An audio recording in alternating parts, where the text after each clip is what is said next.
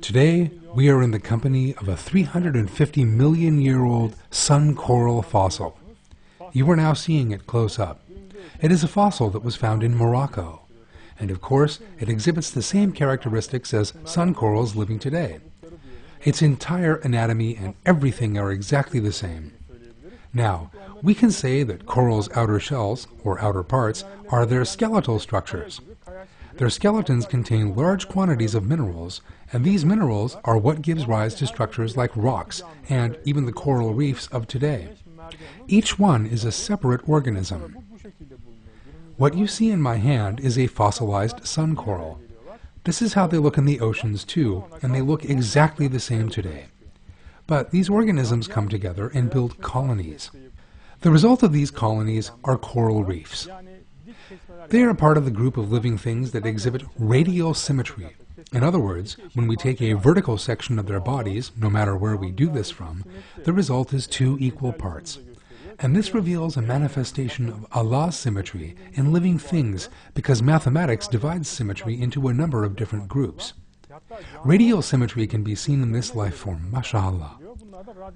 Living things can even be classified according to their symmetries. These are part of the group with radial symmetry. After learning of this biological data, let us now move on to paleontology.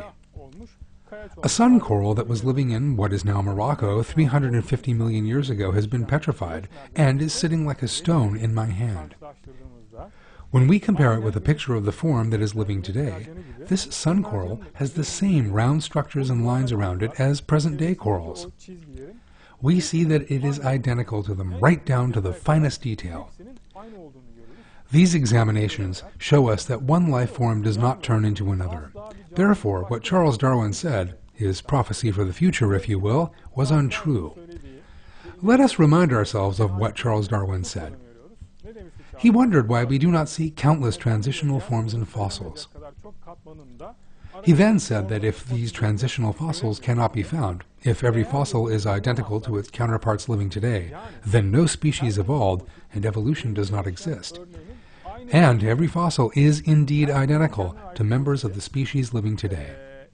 Or else, if the species has since become extinct, if the first known specimen is documented to be identical to how the specimens looked before becoming extinct, if something that Charles Darwin did not want to see is documented, then that will be the greatest possible objection to my theory, he says.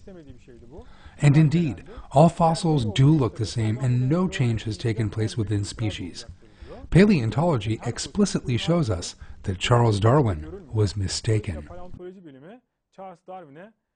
Yanlış olduğunu açık bir dille söylemiş oluyor.